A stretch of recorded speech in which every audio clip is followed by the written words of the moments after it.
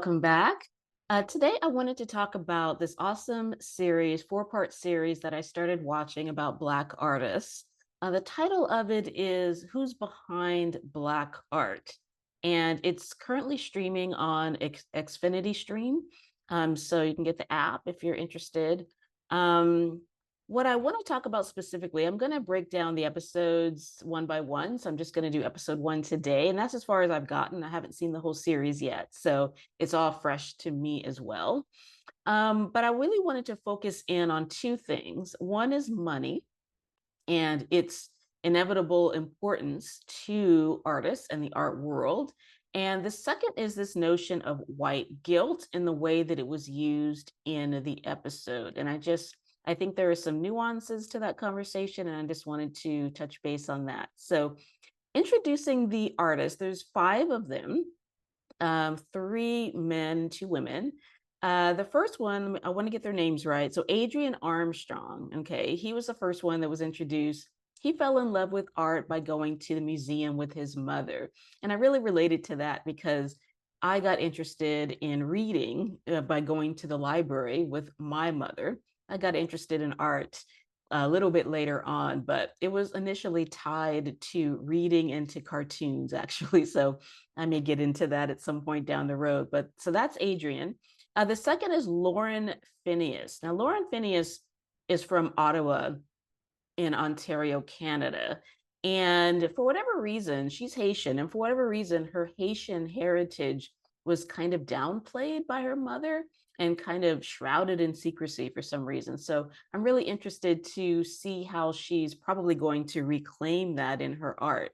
The next one is Tay Ham. Now, he seems to be the most flamboyant of all of them. He has this platinum long hair and just seems very much if you were thinking of who's an artist who looks like an artist, I think you would say Tam. Yeah, he looks like some kind of artist or designer or something like that. But anyway, he grew up in Wilmington, North Carolina, and his street actually was named after his grandfather. So he's from a very small town, but unlike some of the stories that you hear, he was actually really encouraged to just be himself. So that's really important, I think. And something really that all artists have in common. It's a level, well, not all artists. Some artists really do come from people who discourage them, but I think when you really make it in art, I think that there are certain privileges that you have to have. If it's not money, then it's support. If it's not support, then it's a network. If it's not a network, it's something else. So I'll touch on that a little bit later, but I think that's important. The next is Jewel Ham. She seems like the firecracker of the group, outspoken, loud, fun. And I don't know if she's related to Tay or not. They have the same last name, but it could be a coincidence. I don't know. She's from Charlotte, North Carolina, and she went to Howard in DC for her education. And she also was supported by her family to pursue her dreams. And then the last but not least is Mario Joyce. And I really liked his story. He's completely self-taught, which is very difficult and challenging to do. So he learned everything on his own, but he was encouraged by both his grandmother and his great grandmother. They would give him like their excess, like copy paper for him to draw and stuff on. And so that's how he initially got started in art.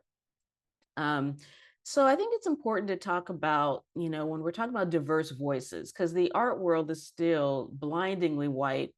It's starting to make some inroads.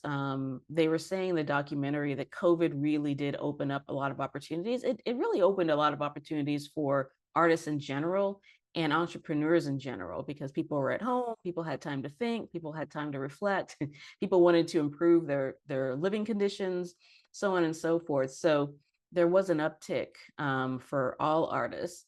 But I think that the concept of money is really important because it really did shape some of these artists' whole trajectory. Like for example, Adrian, he was the first one I mentioned. He went to community college and after 2 weeks, he was going to drop out because of money. He just couldn't afford it. And it's just not, even community college, which is much less expensive than a university, it's still not free. And art supplies are extremely expensive. And so that's another thing people should keep in mind when I hear people sometimes complain about art prices. Art as the creator, as the artist, is not cheap. Canvases, paints, mediums, it's paint brushes, all of it is extraordinarily expensive, and you can't just have one or two of them. You need multiples of these things. So, and then that's not even counting your education, which the average art school is anywhere from 100 to $200,000 for 4 years. So it's not a minimal investment. So anyway, Adrian couldn't do it. So he was going to drop out of community college, but he ended up trying out for a play. And he did so well in the play that they actually offered him a full ride. So he got a sponsorship scholarship to finish his community college and then transfer to the University of Nebraska.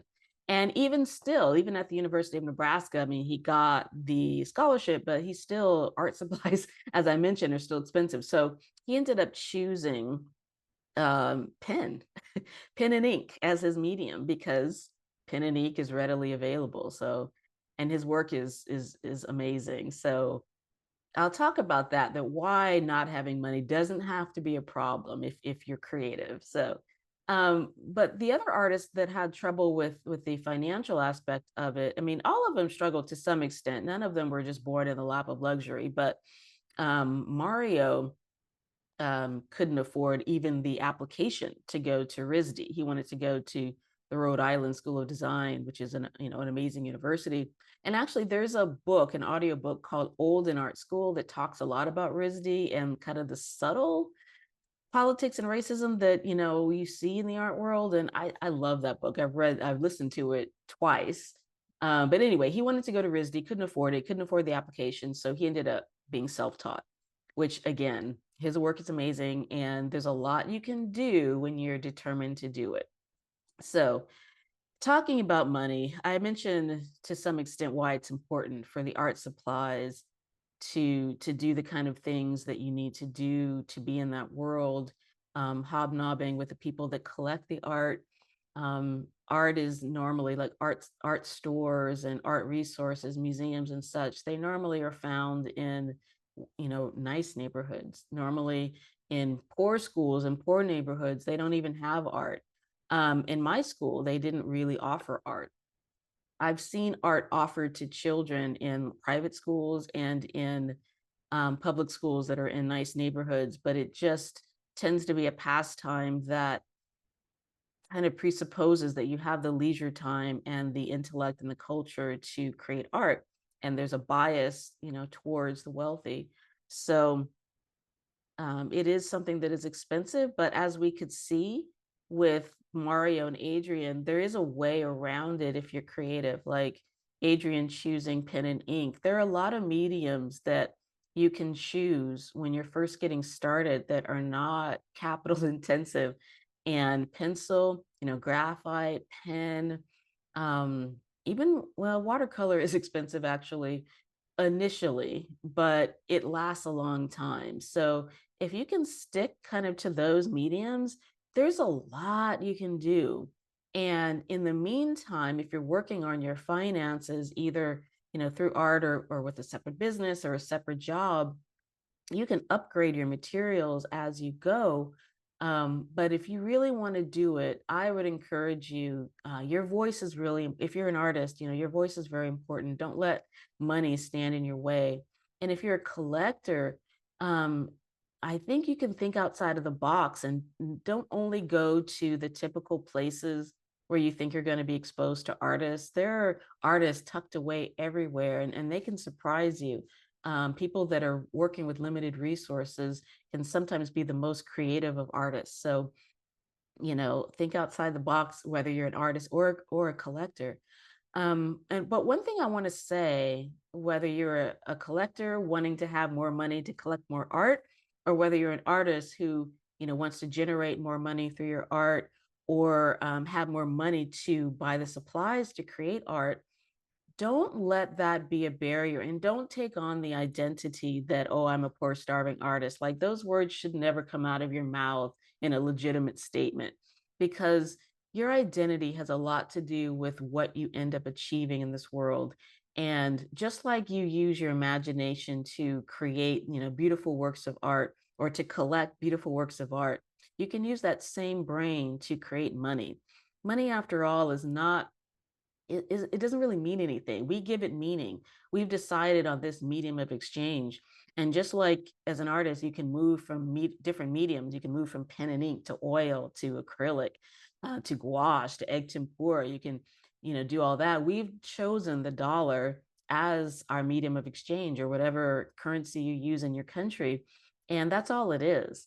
We've decided that. And so money flows to where it's wanted and where it's cared for and to where it's focused on. So without making money the center of your world, you can improve your circumstances. But I think the first step is don't take on the identity of I am a poor person.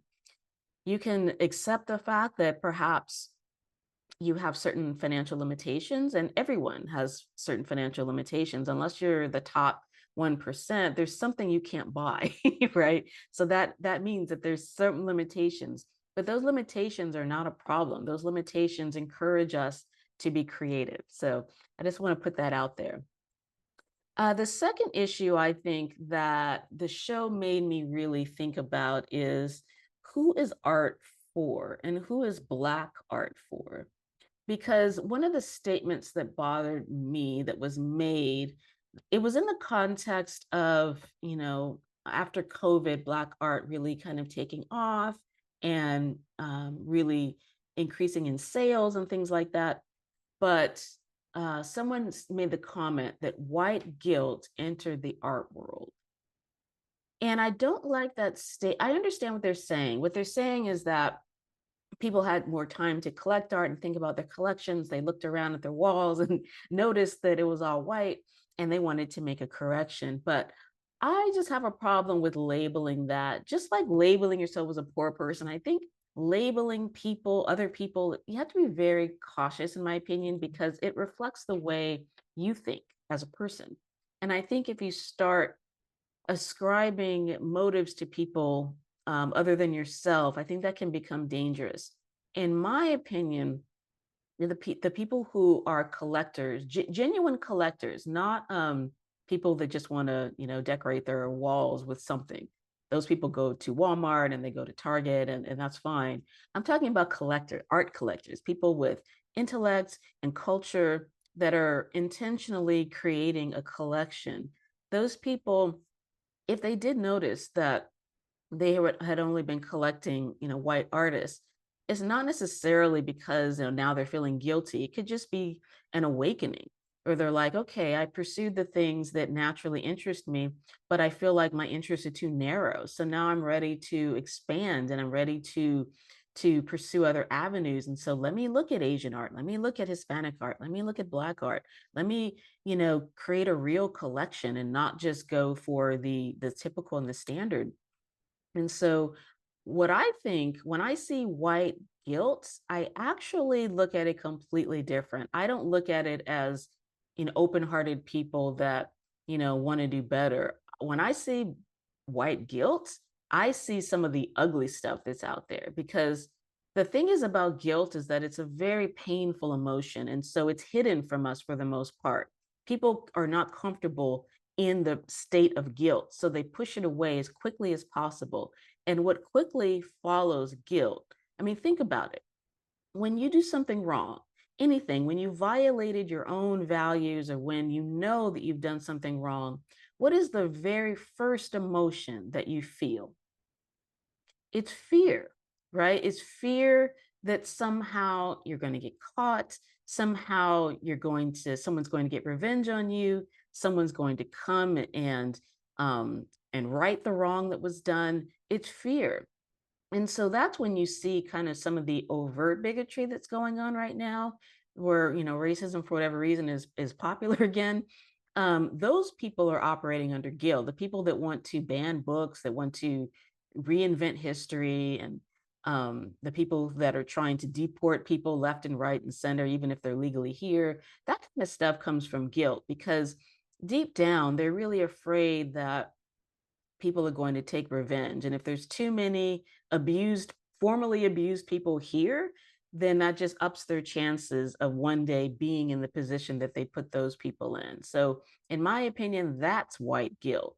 I think when people want to do better, I really truly believe that, and I'm not making excuses, none of that stuff. I think people need to do the work. But I do believe that whether it's woman to man or white to black, black to white, whatever it is, when there's healing and reconciliation that wants to be done, I do think that we have to give a certain amount of grace if we want harmony and if we want to get along and if we want to not have to walk around being armed and carrying mace and being afraid and being reactive and all this kind of stuff. If we want to live in peace, I really believe that when people make an effort to do better in whatever way, I think it behooves us as maybe the put upon group or the person who's been wronged, whatever the situation is. I think it behooves us to go ahead and not do the work for them, not coddle them, none of that stuff, but to extend that olive branch and to be like, I see you. I see that you want to do better. And I'm going to give you that room and that space to do better. And I'm not going to dismiss your efforts. I'm not going to make fun of you. I'm not going to label you with any kind of negative traits. I'm going to just give you the space and I'm going to watch and I'm going to see how you evolve. And if you need encouragement, I encourage you to turn to the people of your own group that also want to do better and you can encourage one another.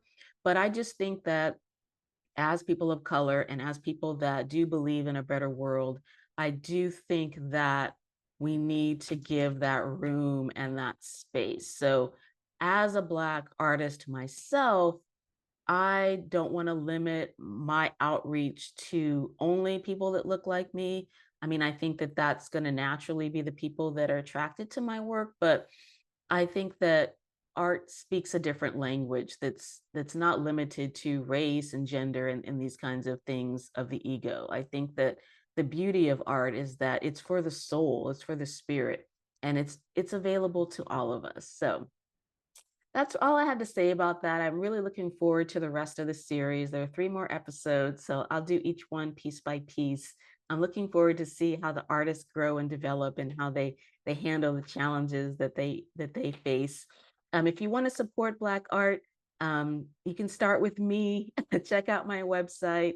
Check out what I have to offer. Follow me on Instagram to see works in progress. Um, you can message me with your email address if you'd like a catalog of current works.